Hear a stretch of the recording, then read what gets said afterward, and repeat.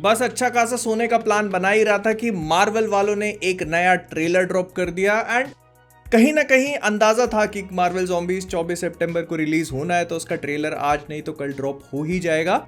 And it happened. And although मैं ये what if style वाला एनिमेशन और ये जो कुछ भी हमको दिखाने की कोशिश कर रहे हैं ज़ॉम्बी कॉमेडी वाली चीज, उस पर पूरी तरह से सोल्ड नहीं हूं, लेकिन स्पाइडरमैन का ये वाला shot goes hard as fuck. लेकिन एक एक करके हर एक चीज पे बात करना शुरू करते हैं, starting of with this shot जहां पर कोई ज़ॉम्बी चलता हुआ जा रहा है और फिर उसके सिर में एक एरो लगता है, तो मोस्ट लाइकली ये हॉकाई ने ही किया होगा। अब इस ट्रेलर में हम दो हॉकाई देखते हैं। सबसे पहले तो क्लिंट बार्टन जो कि एक ज़ॉम्बी बन चुका है, तो उसका किसी दूसरे ज़ॉम्बी को शूट करना डजंट मेक सेंस। लेकिन फिर आगे हमको केट बिशप भी दिखाई जाती है, तो हो सकता है कि ये एरो केट बिशप ने ही शूट किया हो। लेकिन फिर एक पॉसिबिलिटी और भी है, और वो ये कि जितने भी ज़ॉम्बीज हैं ये एक्चुअली में सेंटिएंट है, क्योंकि कॉमिक बुक्स में ये चीज हो चुकी है। उस पे आगे भी बात करेंगे। फिर इसके बाद वाले शॉट में हम लोग शैंग-ची और केटी को देखते हैं जो कि सैन फ्रांसिस्को की सड़कों पे दौड़ रहे हैं। एंड इफ यू नोटिस तो इन लोगों ने अपनी वही वैले वाली यूनिफॉर्म पहनी हुई है जो कि हम शैंग-ची मूवी की स्टार्टिंग में देखते हैं। मतलब यहाँ पे शैंग-ची का वो वेनवू से एनकाउंटर और वो ट्रैम में जो पूरी फाइट होती है ना, टेजर फेस या वो लेजर फेस जो भी था उसके साथ में।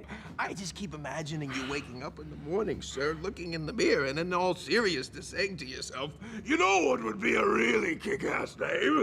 Taserface!" That's how I hear you in my head.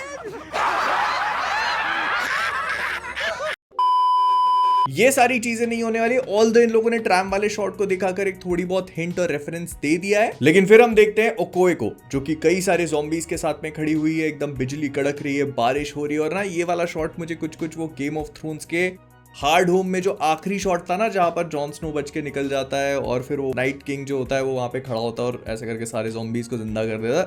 It kind of felt like that.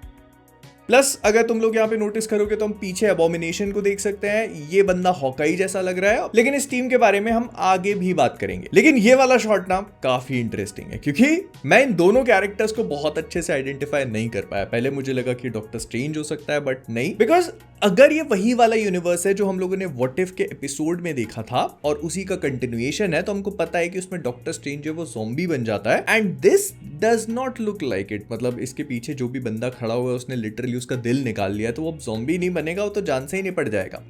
फिर मुझे लगा कि स्कॉट लैंग हो सकता है, बिकॉज स्कॉट लैंग हम आगे देखते हैं और हमको पता है कि इस वाले यूनिवर्स में उसका सिर सर्वाइव कर चुका है, जो कि क्लोक ऑफ लेविटेशन की मदद से फ्लोट कर रहा है। तो हो सकता है कि उसका दिल निकाल लिया गया और इसी वजह से वो बिना बॉडी के सिर के साथ में फ्लोट कर रहा है। लेकिन हमको व्हाट इफ में ये भी बताया गया था कि स्कॉट लैंग के शरीर को खा गए थे, तो ये खाता हुआ तो नजर नहीं आ रहा। तो अब जो मुझे पॉसिबिलिटी लग रही है ना कि ये बैरन ज़ीमो है। मतलब वो जो हमको दिखाया गया था ना, वो काफी हद तक कपड़े भी वैसे ही पहना हुआ है, और इसके पीछे से कांड करने वाला शख्स जो है ये इटर्नल फील हो रहा है, और हो सकता है कि इकारिस हो। फिर नेक्स्ट हम लोग ओकोए और उसकी जो पूरी ज़ॉम्बी आर्मी है उसको भी देख लेते हैं। यहाँ पर 2-3 कैरेक्टर्स हैं जो स्टैंड आउट कर रहे हैं। एक तो क्लिंट बार्टन खड़ा हुआ है, उसके साइड में गोस्ट खड़ी है। फिर हम पीछे देखते हैं तो अबोमिनेशन बहुत क्लियरली समझ में आ रहा है, और ये शायद से जो ब्रेव न्यू वर्ल्ड में हमने नई कैरेक्टर सेब्रा देखी थी ना, वो हो सकती है। ऑल्दो ये वांडा भी हो सकती है, हालांकि कपड़े मैच नहीं कर रहे हैं। लेकिन इंटरेस्टिंग पॉइंट है कैप्टन अमेरिका। स्टीव रॉजर्स पूरी तरह से ज़ॉम्बी बन चुके हैं और बस चीखे मारे जा रहे हैं। नाउ अगर मैं इसी मौके का फायदा उठा करके तुम्हारे ऊपर थोड़ा बहुत कॉमिक बुक का ज्ञान भी फेंक के मारूं, क्योंकि इस वाले वीडियो में थोड़ा बहुत होगा, तो मार्वल ज़ॉम्बीज एक काफी छोटी सी मिनी सीरीज थी जहां पर मार्वल के यूनिवर्स में जब ज़ॉम्बी आउटब्रेक हो जाता है तो फिर क्या कुछ होता है, उसके सर्कमस्टांसेस, वो सिचुएशन, उसकी कॉन्सिक्वेंसेस, ये सब चीजें बताई जाती हैं। And it is dark as fuck. मैं सच बता रहा हूं, तुम अगर उसको पढ़ने बैठोगे ना, तो मजाक नहीं कर रहा हूं, तुमको खुद डिप्रेशन फील होगा इन अ वे। हाँ, एंटरटेनिंग है और एक बहुत ही अलग तरीके का डार्क ह्यूमर कैरी करती है, लेकिन फिर भी ना तुम्हें अंदर से ऐसा महसूस होगा कि नहीं, ये वो सुपर हीरोज नहीं है, नहीं इनके साथ ये कैसे हो रहा है, इट हैज टू स्टॉप। और जब तुमको लगता है कि शायद अब चीजें यहाँ पर रुक जाएंगी, they start all over again. और पर्सनली मैं जो मार्वल ज़ॉम्बीज का शो है ना, ये वाला एनिमेटेड, इससे ये वाली फील मिस कर रहा हूँ। मतलब ये समझ में आ रहा है कि हर कोई ज़ॉम्बी है, लेकिन इस पर एक इन लोगों ने ह्यूमरस टेक लिया हुआ है। मतलब फनी चीजें हो रही हैं which should actually not happen, but खैर उसको साइड में रखते हैं। कहानी कुछ ऐसी होती है कि न्यूयॉर्क शहर में ऊपर से आके कुछ गिरता है, एवेंजर्स उसको इन्वेस्टिगेट करने जाते हैं and they find out that it is a zombified Sentry. अब क्योंकि सेंट्री इतना पावरफुल है और वो अगर वो ज़ॉम्बी बन गया है तो फिर उसको कोई रोक ही नहीं सकता। He starts transforming everyone else, और हर कोई सुपर हीरो, सुपर विलन, सब ज़ॉम्बीज बन जाते हैं। और उसके बाद ना मामला बस सर्वाइवल का है, इसको रोकना तो बहुत दूर की बात है।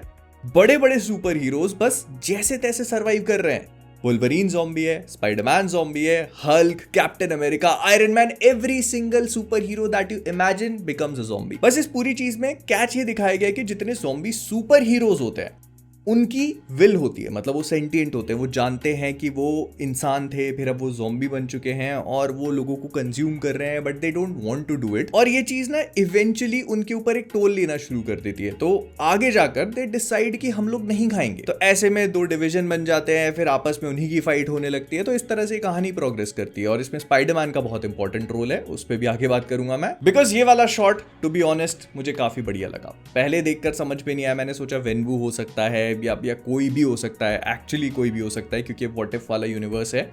बट फिर इसके हाथ में एक तलवार है जो ग्लो कर रही है, तो the only character that make sense here is black night. हम लोगों ने ब्लैक नाइट को एक्चुअली एमसीयू में अभी तक देखा नहीं है, लेकिन उसका जो मेन कैरेक्टर है ना वॉल्ट विटमैन, वो दिखाया जा चुका है, वो हमारा जॉन स्नो ही था। तो हो सकता है कि यहाँ पर यही कैरेक्टर और इसकी चमकने वाली तलवार इबनी ब्लेड हो, जो एक्चुअली काफी स्ट्रॉन्ग तलवार है। फिर हमको केटी और शैंग-ची दिखाए जाते हैं। अब तुम यहाँ पे नोटिस करोगे तो केटी के हाथ में भी पावर रिंग्स हैं, जो शैंग-ची वाली रिंग्स थी ना वो केटी के हाथ में भी है, ऑल्दो वो 2-3 ही है, लेकिन फिर भी वो उनका इस्तेमाल करना बहुत अच्छे से जानती है। अब यहाँ पर सवाल ये पैदा होता है कि अगर शैंग-ची सैन फ्रांसिस्को से ही भाग निकला और हम लोगों को वेनवू के बारे में कुछ बताया नहीं गया, तो क्या उसने उसके पिताजी के पास जाकर उनसे रिंग्स को छीन लिया, या फिर वो मरने से पहले उसके लिए छोड़ गए और अब वो भी ज़ॉम्बी है।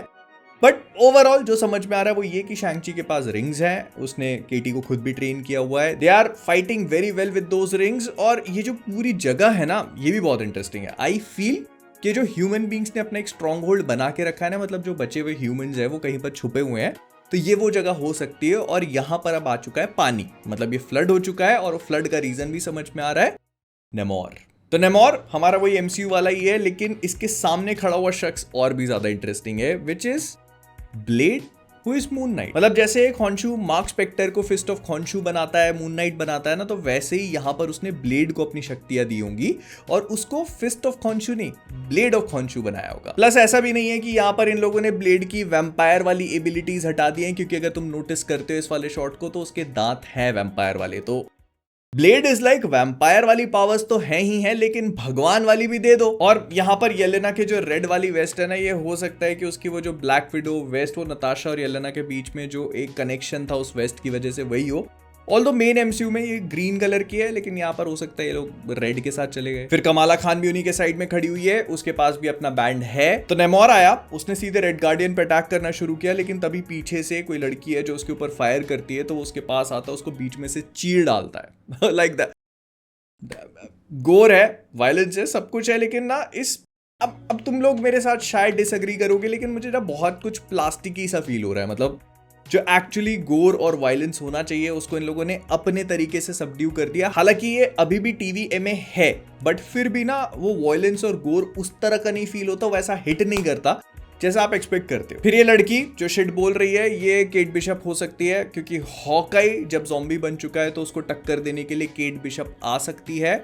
फिर ये ग्रुप में जब शैंग-ची और केटी फाइट कर रहे हैं, मुझे पहले तो लगा कि ये ब्रूस बैनर होगा, और नॉट गोना लाई ये हो सकता है कि वो जो पंख हल्क वाली चीज थी वैसे दिखा सकते थे, बट नहीं ये जिमी वू है। तुम नोटिस करोगे ना तो इसका फेशियल स्ट्रक्चर भी वैसा, और लास्ट में जब क्रेडिट्स दिखाते हैं तो उसमें रैंडल पार्क का नाम है, तो this is most likely Jimmy वू। फिर हम स्कॉट लैंग को एक बार फिर से वापस देखते हैं। व्हाट इफ में देखा था Spiderman is also back, Scott Lang के पास वो क्लोक ऑफ लेविटेशन है, और इनके साथ है ब्लैक पैंथर जिसकी एक टांग नहीं है। अगर तुम क्लोजली नोटिस करते हो तो he is missing a leg, जो कि मार्वल ज़ॉम्बी कॉमिक बुक्स को लेकर एक ईस्टर है, और ये कहानी बहुत ज्यादा डार्क है भाई। तो देखो होता क्या है ना कि सारे सुपर हीरो ज़ॉम्बी बन चुके हैं, ठीक है, और उनको अपने आप को सस्टेन करने के लिए इंसानों को खाना पड़ रहा है, बट कब तक? मतलब eventually there comes a point जहां पर सारे के सारे फ्रेश मीट, मतलब इंसान जो है, जिंदा इंसान, वो खत्म हो जाएंगे, because they will become zombies, और ज़ॉम्बीज अपने आप को नहीं खा सकते। तो हैंक पिम क्या करता है, वो इतना बड़ा हरामी है, वो तचाला को पकड़ता है और अपने एक सीक्रेट अंडरग्राउंड लैब में बंद कर लेता है। उसको कॉन्स्टेंटली सिडेट करके रखता है, उसको जान से नहीं मारता, और उसकी बॉडी के एक एक पार्ट को काट काट के खाता है। I am not lying, this actually happens, और ये बहुत बहुत ही सिक कहानी है। जब तुम इसको पढ़ते हो ना, यू रियलाइज कि ये सुपर हीरोज जिनको हम इतना एडमायर करते थे, इस लेवल तक कैसे गिर सकते हैं। Peter Parker who is Spiderman, Aunt May और मैरी जेन को खा जाता है भाई। ऑल्दो आई वुड से कि स्पाइडरमैन का गिल्ट ही सबसे बड़ा फैक्टर होता है जो उसको इस रास्ते पे लेके जाता है कि नहीं अब मैं खाऊंगा नहीं और मैं अच्छाई का साथ अभी भी दूंगा, तो वो ग्रेट पावर्स ग्रेट रिस्पॉन्सिबिलिटी वाली चीज अभी भी रहती है उसके साथ। एंड स्पीकिंग ऑफ स्पाइडरमैन, तो इसके बाद जो स्पाइडरमैन का शॉट है वो भी काफी सिनेमैटिक, मतलब भाई ऑरा फार्मिंग सिर्फ स्पाइडरमैन नहीं करी है इस ट्रेलर में, और करनी भी चाहिए क्योंकि ये पूरी सीरीज स्पाइडरमैन की वजह से ही सीरीज है, नहीं तो ये जो 4 एपिसोड के, बिकॉज तुम खुद सोच के देखो कि 4 एपिसोड की सीरीज बनाने के पीछे क्या लॉजिक है। तो ये एक्चुअली एक 2 घंटे की मूवी हो सकती थी, लेकिन ऐसा इसीलिए नहीं है क्योंकि मार्वल वालों को अगर स्पाइडरमैन को किसी भी फॉर्मेट में 45 मिनट से ज्यादा दिखाना है तो उन्हें सोनी वालों की परमिशन लगेगी, जो वो नहीं लेना चाहते, क्योंकि अगर वो लेंगे तो यहां पर और भी चेंजेस होंगे और फिर पैसा। तो इसी वजह से उन्होंने इसको एक शो में ट्रांसफॉर्म किया। 4 एपिसोड्स का, देखो मजे लेकर निकल जाओ। फिर हम वांडा को देखते हैं फाइनली, जो कि एक ज़ॉम्बीज के ग्रुप को कंट्रोल कर रही है। थॉर वहां पर आता है, इन दोनों के बीच में एक एपिक बैटल होगी। आई थिंक थॉर हार जाएगा इस चीज को, बिकॉज वांडा जो है ना वो शायद इस पूरे शो के लिए सबसे ज्यादा इंपॉर्टेंट है। सबसे पहले तो जब कास्ट रिवील होती है उसमें सबसे पहले एलिजाबेथ ओल्सन का नाम है, तो इसके 2 मतलब है, एक तो वांडा सबसे ज्यादा इंपॉर्टेंट है और दूसरी ये बोलेगी। मैं बता ये नाम क्यों दिया हुआ है वांडा का, नहीं मतलब एलिजाबेथ ओल्सन का नाम दिया है, इसका मतलब ये है कि डायलॉग्स होंगे, मतलब ज़ॉम्बी वांडा बोलेगी, और ये कॉमिक बुक्स में भी होता है, वो ज़ॉम्बीज आपस में बात करते हैं जितने भी सुपर हीरोज है, बट आई थिंक यहाँ पे सिर्फ वांडा ही बात करेगी। प्लस अगर तुम नोटिस करते हो ना तो थैनोस का ये इन्फिनिटी गॉन्टलेट वाला शॉट भी काफी सिग्निफिकेंट है, क्योंकि यहाँ पर हम उसके गॉन्टलेट में सारे इन्फिनिटी स्टोन्स को देखते हैं सिवाय माइंड स्टोन के। अब अगर तुम्हें व्हाट इफ का वो एपिसोड याद हो तो विजन काफी स्पेसिफिकली ये बात स्टेट करता है कि जितने भी ज़ॉम्बीज हैं इनको माइंड स्टोन के वाइब्रेशन से प्रॉब्लम है, और तब ये सुपर हीरोज को लगता है कि शायद माइंड स्टोन ही एक की है इस पूरे ज़ॉम्बी आउटब्रेक को खत्म करने का। तो थैनोस के पास माइंड स्टोन है नहीं, अब माइंड स्टोन का इस्तेमाल करके ज़ॉम्बी आउटब्रेक को खत्म करते या नहीं ये तो मुझे नहीं पता, लेकिन अगर नहीं भी कर पाते ना तो माइंड स्टोन से रिलेटेड एक सुपर हीरो और भी है, एंड दैट इज वांडा। तो मे बी ऐसा हो सकता है कि वांडा सेंटिएंट हो, बातचीत कर पाए, एंड देन शी रियलाइजेस कि मुझे ये सब चीजें नहीं करनी, मुझे सब रोकना है, और फिर वो अपने अंदर की माइंड स्टोन वाली पावर का यूज करके शायद ज़ॉम्बी आउटब्रेक को खत्म कर पाए, या फिर ये सारे के सारे सुपर हीरोज उससे लड़ें, उसको हरा करके उसके अंदर से खून वून निकालें और फिर क्योर का इजाद करें। I don't know, I am just speculating here, but हाँ मतलब कॉमिक बुक्स में ये लोग क्योर वगैरह नहीं बना पाते, और 5th इशू के एंड में ये बात पता चलती है कि ये एक्चुअली में एक लूप है।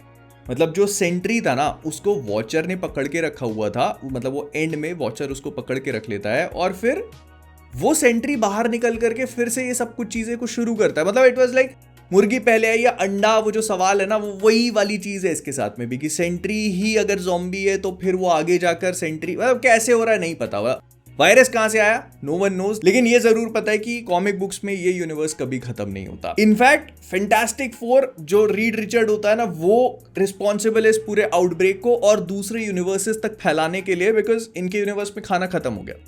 तो रीड क्या करता है कि उसका जो ब्रिज होता है ना उसका इस्तेमाल करके दूसरे यूनिवर्स के रीड रिचर्ड्स को रिझा के अपने यूनिवर्स में लेके आता है और फिर उसके यूनिवर्स में चले जाता है और फिर वहां ये पूरा आउटब्रेक फैल जाता है। This is like how this actually spreads. तो बहुत हैरान मत होना कि अगर मार्वल को अच्छा रिस्पॉन्स मिले तो दे कंटिन्यू दिस। मैं चाहता हूं कि हाँ कंटिन्यू करो, let's see what happens, super heroes कैसे रिएक्ट करते हैं। प्लस एक चीज और भी है, तुम लोग नोटिस करोगे तो ये पूरा का पूरा जो मार्वल ज़ॉम्बीज का शो बनाया हुआ है ना ये नए सुपर हीरोज की तरफ है। मतलब वो पुराने iron man, captain America, Hulk, Thor, ये सब लोग इस पूरी चीज का सामना कैसे करेंगे उस पे एम्फसाइज करने की बजाय ये लोग नए सुपर हीरोज पे फोकस कर रहे हैं, व्हिच इज एक्चुअली गुड। मतलब ब्लेड को अभी तक एमसीयू में नहीं देखा, लेकिन यहां पर उसको इस रूप में देखकर मजा आ रहा है भाई। वो गोस्ट से जो उसकी फाइट हुई ना, मतलब I actually enjoyed it. Hank Pym को बीच में से काट के फेंक दिया, तो this is like fun stuff. ये ऐसा दिखाओ और तो मजा आए, बस एनिमेशन थोड़ा सा ठीक है, सह लेंगे थोड़ा। सो या मुझे मार्वल ज़ॉम्बीज का ट्रेलर अच्छा लगा। मैं अभी भी अपने जो थॉट्स हैं उनको एकदम रन वाइल्ड नहीं करने देना चाहता, उनको पीछे होल्ड बैक करके रखा हुआ है मैंने। मैं जब तक इस शो को नहीं देखूंगा तब तक प्रॉपरली जज नहीं करूंगा, लेकिन हाँ प्रॉमिसिंग है। Will see how it goes. Our rating TVA में करने की कोशिश करी है, लेकिन तुम लाइक करने की कोशिश कब करोगे? चलो अच्छा अगर करते हो ना तो वांडा अपने माइंड स्टोन की शक्ति तुम्हारे ऊपर भी इस्तेमाल कर लेगी। अब तो कर दो।